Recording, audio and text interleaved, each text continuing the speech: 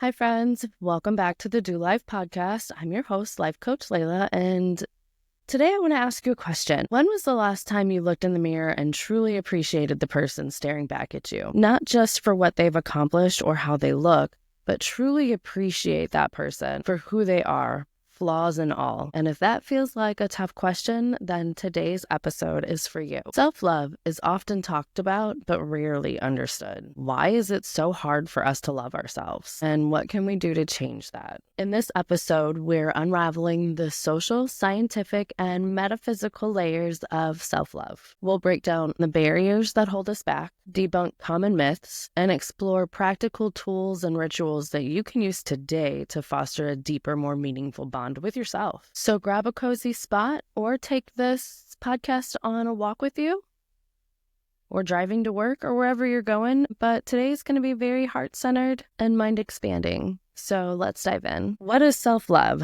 Self-love is basically the practice of caring, appreciating, and accepting yourself, but not in a selfish or conceited way, but more as an acknowledgement of your inherent worth as a human. Why don't we love ourselves? We're basically immersed in standard societal norms, and the rise of social media basically amplifies this by constantly comparing our behind the scenes to someone else's highlight reels. And here's the kicker. When we internalize these things, we create a belief system that says, I'm not enough, I don't measure up to these other people, I'm not good enough until I get to where they are. And it's these beliefs that are the biggest barriers to true self-love. From a scientific perspective, self-love is tied to our brain's internal wirings. I guess we don't have a lot of external wirings on our brains. Anyway, negative self-talk activates the brain's amygdala, which is the fear-based center, triggering a stress response. Over time, repeated negative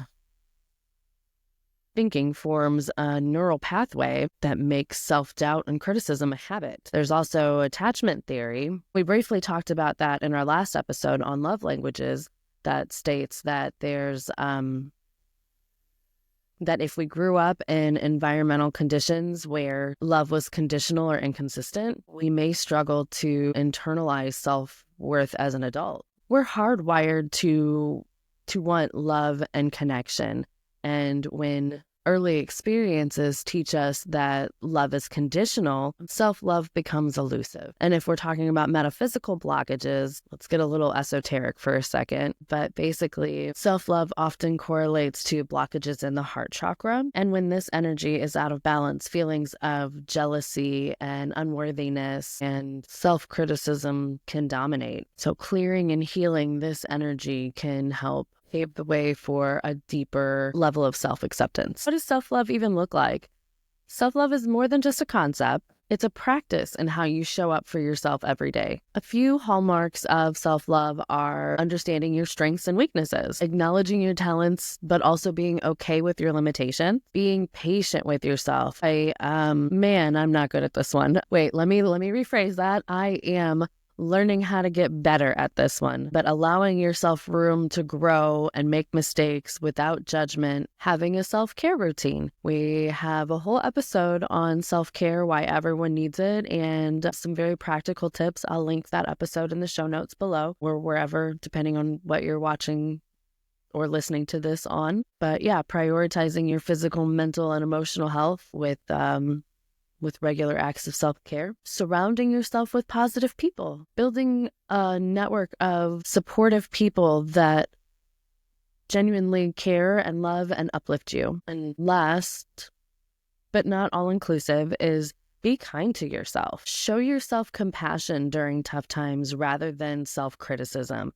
And I'm not going to act like I'm real good at this one either, but it's so important when you're feeling defeated. If something happens, if you don't make a sale at work or you bomb a presentation, the self-loathing that comes immediately afterwards is more detrimental than the act that you're loathing, if that makes sense. So like if you didn't make a sale and you really needed to make that sale, you get so caught up in the fact that you didn't make that sale and you cause so much more damage internally by dwelling on it and beating yourself up over it. And the act that you didn't make the sale, was it important? Yeah, probably.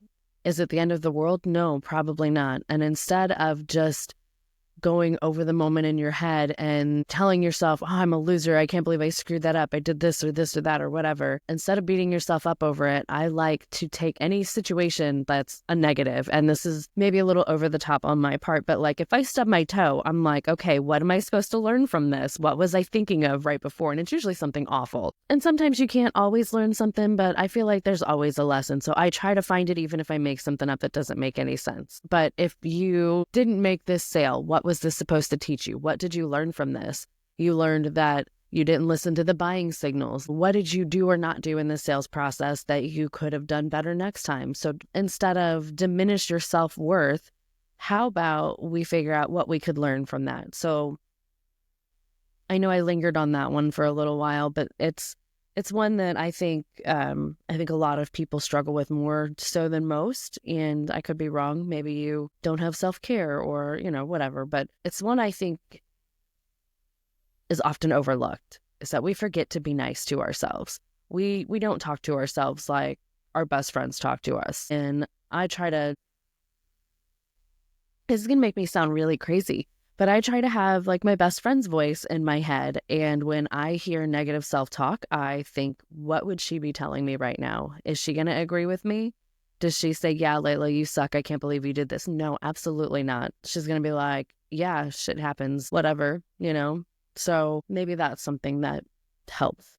So before we dive into some solutions and routines and tips and tricks or whatever, let's talk about some common misconceptions. So myth number 1, self-love is selfish. The truth?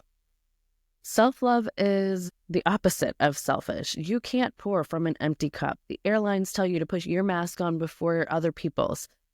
Take care of you so you can take care of others. If you don't love yourself, you can't fully love someone else. You can't fully expect someone else to love you if you don't love yourself. I found this so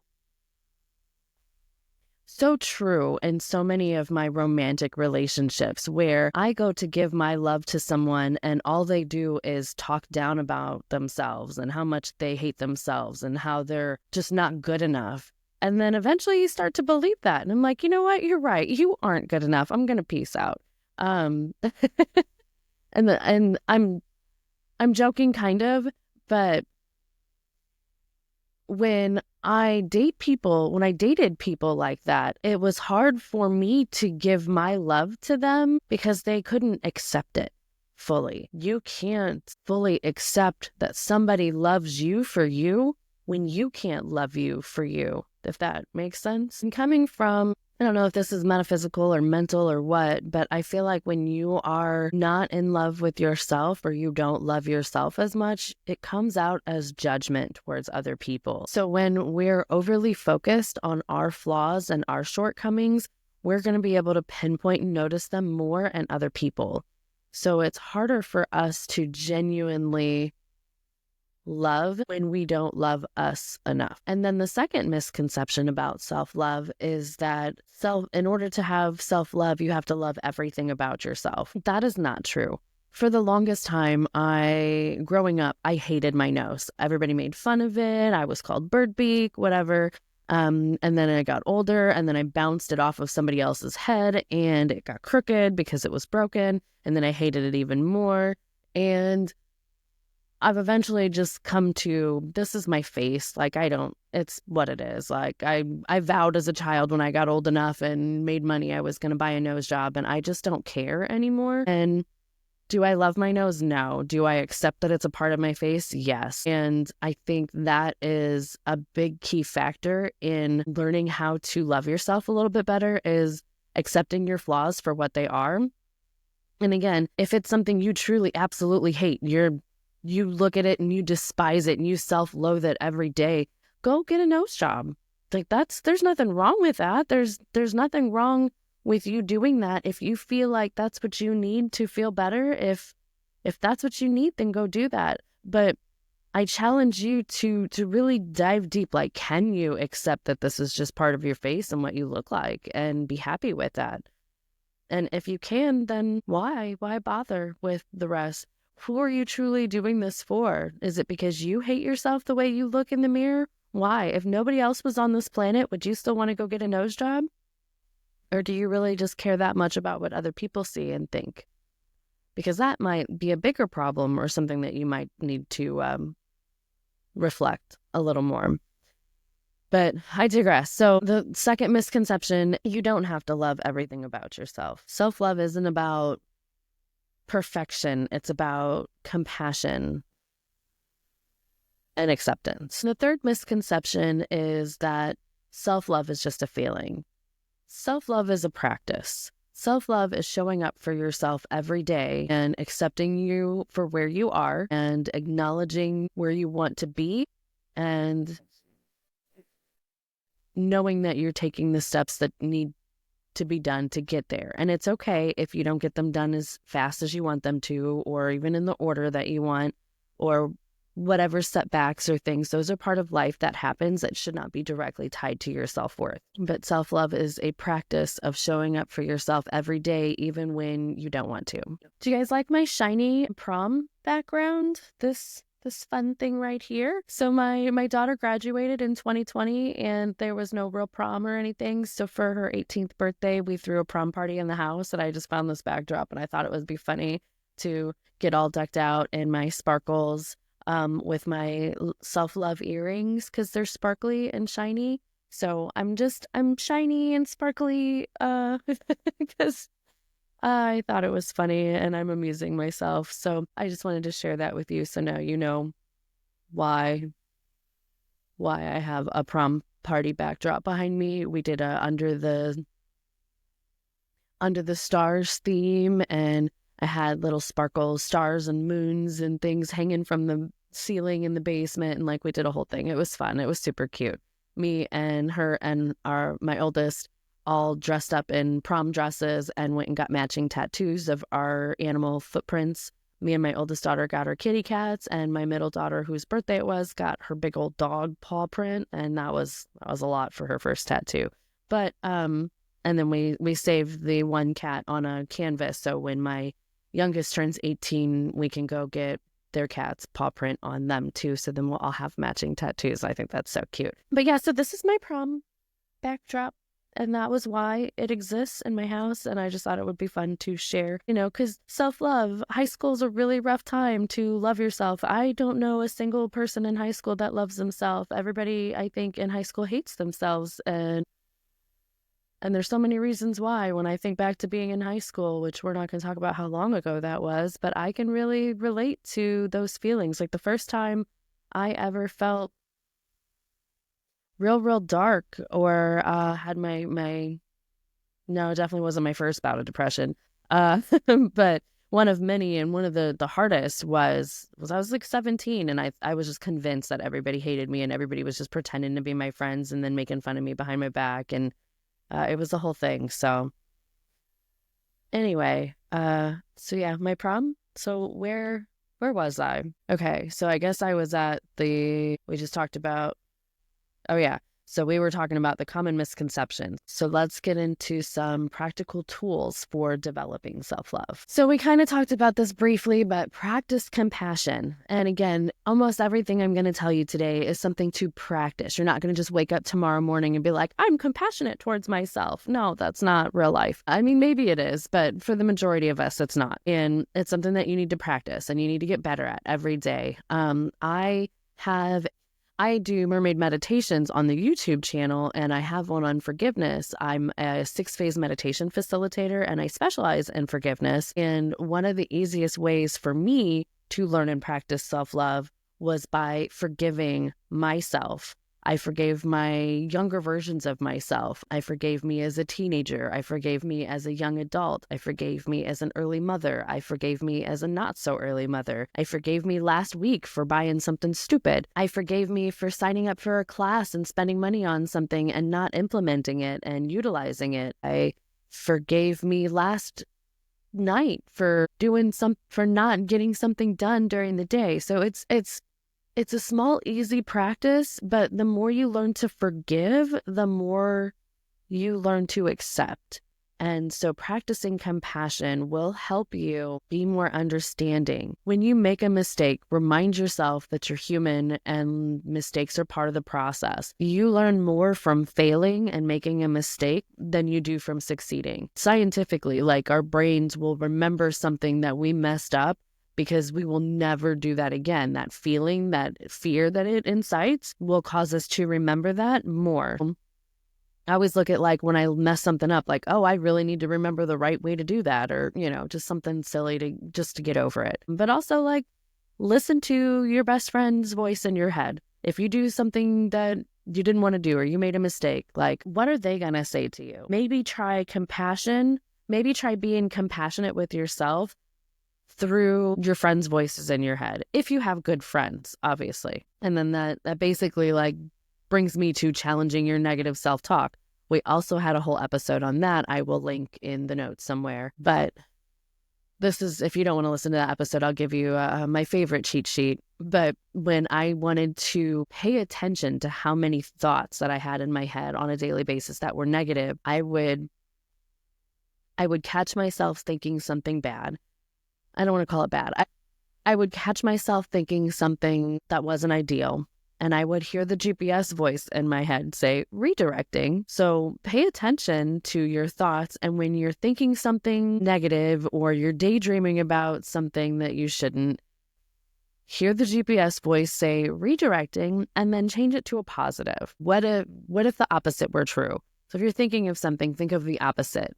Make it happy. And don't be concerned how many times you'll hear the GPS voice in your head if this is something that you try to implement, because you will think you're crazy because there is a lot. And the fun part is the more you do it, the more you notice it and the easier it is for you to change and the less frequently it happens. So paying attention to the negative self-talk and replace phrases with like, I'm stupid, I'm a failure, I can't do anything right with I'm learning. It's normal to make mistakes. What am I meant to learn from that? Or, what was this here to teach me? And there's research that shows that self-compassion is directly linked to better mental health and resilience. And not everybody wants to do these things, but if writing helps you, journaling, write down affirmations. You don't just have to like Stuart Smiley say them in the mirror, but you can, and that's also awesome. But you can write down things like, I'm growing, I'm worthy, I love me. And writing them down every day and reading them and repeating them and saying them, it changes things psychologically, like on a subconscious level that will trickle into your conscious level. And that kind of segues into the next tip, which is create a self-care ritual. So if writing in your journal every day, if lighting a candle. So pink is the self-love color. If you want to get into the specifics, and like rose quartz if you're interested in crystals. So you could light a pink candle, wear a rose quartz bracelet or ring or something like that. And that's my metaphysical tip for you. More practical tips would be to practice forgiveness. You could do the meditation, which is, it's not, I know everybody's like, I can't really meditate. But if you're one of those people, it's not really a meditation. It's like a guided visualization. Let me rephrase that so it's not as intimidating to some people. So it's a guided visualization that you do that creates a scenario between you and an incident or a person or a younger version of yourself or a younger version of that person, and you forgive them. So practice that or write down things that you need to forgive. You can journal. There's all kinds of options. You can write a letter to yourself forgiving you for things that you've done in the past. Another part of a self-love ritual could be your reflections. A lot of part of my self-love ritual is I spend 2 hours every morning for me. So I wake up at 7 and I start work at 9. And those 2 hours are mine to exercise, to journal, to plan my day, to contemplate life, to do my hair and makeup, to shower, or whatever it is I feel like doing that day. But I show up for me first, and I feel accomplished by doing things for me. So that way I can show up for others. And taking that time in the morning every day is how I show love and compassion to myself. You can have a nightly ritual where you reflect your day. Okay, how did today go? Did I accomplish everything I wanted to? If things happened and it wasn't what I wanted to happen, what was I meant to learn from that? How can I grow from that? How can I accept me and those things moving forward? So creating some sort of ritual, something that resonates with you, something that you feel good about to reaffirm your love and acceptance for yourself. Setting boundaries is another episode I can link to, but it's part of that. You can't expect other people to love you if you don't love you. Part of the conversation that we are having, setting healthy boundaries shows other people that you love you, and those people that should love you will eventually learn to respect those boundaries because they'll appreciate you loving you in a way that sets those boundaries, if that makes sense. So setting healthy boundaries is a very practical tool that you can use to show yourself self-love, because when you go out of your way to do things for other people and you're so stretched thin, you start to fall short and fail more, and that could ultimately lead to feelings of self-loathing and resentment. And so when you take the time to show up for yourself, you can show up better for other people. So boundaries is definitely one of those things, which also brings me to building positive relationships. And I know I mentioned this earlier, but it's so important for you to have a team of people behind you that uplift you and ground you and encourage you. I read somewhere that you are the sum of the 5 people you spend the most time with. And if those 5 people are self-loathing, negative, and constantly talking down on you and tearing you down, it's hard to get out of that bubble. Like, the negativity is like a cancer. It's like a plague. It spreads and it just sticks, and it's so hard to get rid of. When you're happy and positive, it's so hard to stay happy and positive because it feels like when you're in environments you don't belong in, everybody around you is trying to drag you down. And it's real hard to take a look at your environment when that's the case and be like, what do I need to do to get out of this situation? Can I make it better?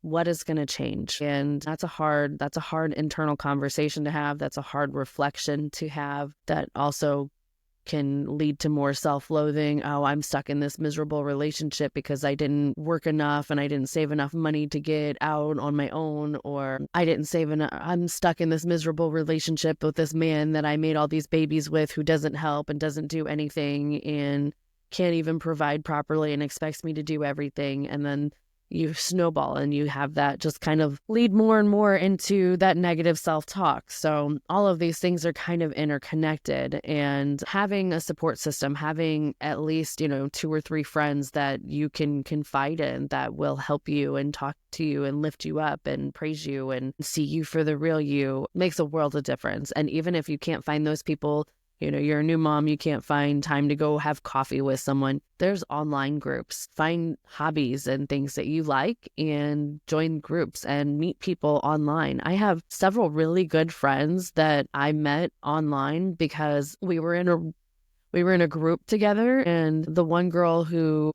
just decided to make a group chat with like 6 of us in it and was like, you guys are my people and I want to have more conversations with you. And it was like, okay. And we all felt cool enough with her. And then the more we started talking and opening up in the group chat, the more it was like, let's meet up, let's be friends. And now they're all really good friends of mine. And we learned that we all have mommy issues, except for one, but it's fine. We still love her. Anyway, it was just kind of funny that we all ended up like meeting and living close together, and it worked out. So you can find support groups, even if you don't ever meet up with them. Just having those conversations online was awesome. The one girl had so much going on in her life. She's going through a divorce. She met a new guy and couldn't really talk about her new relationship publicly because it was a whole thing. And so she was able to turn to us and have those conversations with us. And I think that saved her so much mentally by having that outlet and being able to do that, because she couldn't really talk to anybody in her personal life because of the legal proceedings.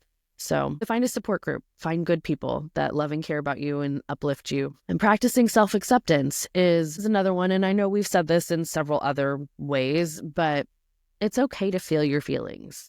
Like, recognize that your emotions will come and go. Feel your feelings without judgment. I can't tell you how many times like I wanted to cry, but I didn't cry because I didn't want to be judged for crying, because I'm not I mean, I'm not a person that cries often, but I cry even less often if I think I'm going to be judged for it. Well, thoughts. I don't care anymore. I'll cry in front of you right now. No, I'm kidding. Kind of. No, actually, I'm kidding. But I'm just saying, I don't care about the judgment of other people now, but there's so many other times where I didn't want to cry because I didn't want other people to see me cry, or I didn't want to cry because I felt stupid about crying this. I broke up with this guy because he's a loser. Why am I crying about that? I didn't understand the feelings and I didn't want to feel those feelings. And so I was judging myself for having them. And I see that happen often where you cry, like your body wants to cry. The neat thing is, did you know that like dopamine's released? Is it dopamine or oxytocin? Either way, one of the like happy hormones is released in your tears when you cry. So your body's actually like getting rid of things. Or is it cortisol? Hold on, let me Google that real quick because I know that's a thing.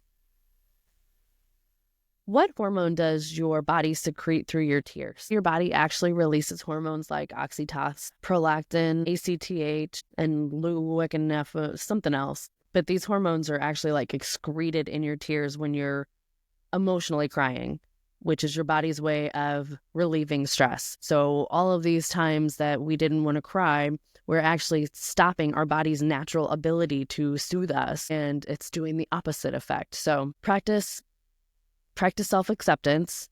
It's okay to cry. It's okay to feel your feelings. I always told my kids, like, this is just a season. You can feel your feelings. You can stay here for a day or two, but don't live here. You're just visiting. And then this tip sounds kind of cliche, but practice gratitude. I know you hear that. It's all over the place. Gratitude, but it does have psychological and neurological benefits because you're shifting your focus from what you lack to what you appreciate. And I probably could have added this in the ritual section, but something you could do every day is like write 3 things that you love about yourself. Write 3 things that you're grateful for. Like, I'm grateful for my long hair. I'm grateful for my ability to grow long nails. I'm grateful for my mental fortitude. So, I mean, silly things. You can be like, I'm grateful for this toenail. I don't know, like whatever you're happy, whatever makes you happy. No judgment. I'm not here to judge you. You're not here to judge you. Stop that. Write down what you are grateful for every day. And then the last tip I have is a little bit metaphysical, but you can practice sound healing frequencies. Heart chakra frequencies are like around 639 or something like that, I think. There's a lot of guided visualizations and meditations. Like I said, you can use the rose quartz, anything pink, a pink or green candle for the heart chakra. But doing an energy cleaning, see a Reiki specialist. One of my good friends just got certified, and I know it's a little metaphysical and this isn't going to be a practical tip for everybody, but it's out there and I wanted to share it in case it is something that resonates with you and you can find helpful. So why is self-love even important? Self-love is more than just a feel-good practice. It's essential for your well-being, and here's why. Improved mental health and well-being, building resilience, understanding your value, better relationships. In a nutshell, let me elaborate on those just a little bit. So improved mental health and well-being. Self-love reduces anxiety and stress and depression while increasing feelings of happiness and love and acceptance. Building resilience. We talked about this already, but when you love yourself, you're better equipped to handle life setbacks and bounce back from challenges. Understanding your value. Self-love helps you recognize your self-worth, empowering you to make decisions that align with your core values and needs. And then better relationships, you set healthy boundaries, you surround yourself with more uplifting, positive people. It's a whole thing. So these are all the good things. And again, from a metaphysical point of view, when you practice self-love, you raise your vibrations. And when you raise your vibrations, you actually attract more things of love and abundance to you. So you end up emitting a frequency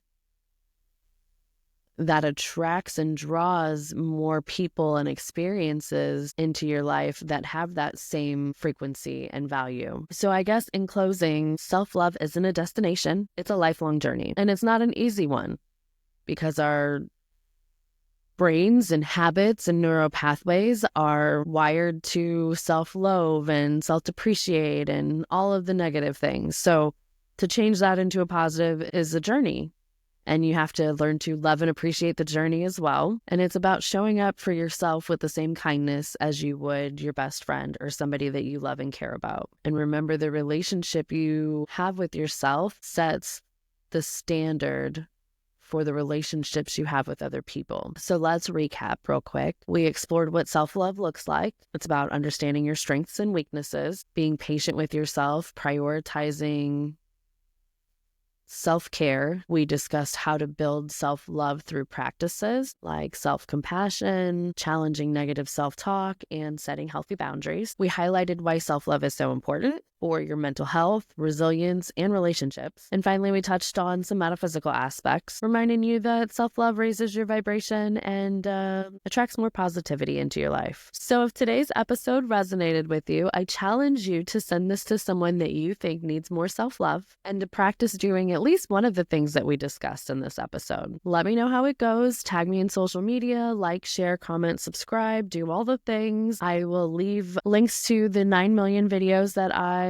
mentioned in this episode in our show notes. I feel like this is going to be a problem. The more episodes I have, the more links I'm going to have to start. I don't know. I don't know how to handle that. I'm going to have to reach out to other people because that's a thing. But yeah, I'd love to hear your stories. Thank you for tuning into the Do Life podcast with your host, Life Coach Layla. I really do love and appreciate you guys for being here. Thank you so, so much for sticking with me this long. And I hope you found value. And I think it's time for us to go do life lovingly. Have a great day. Bye.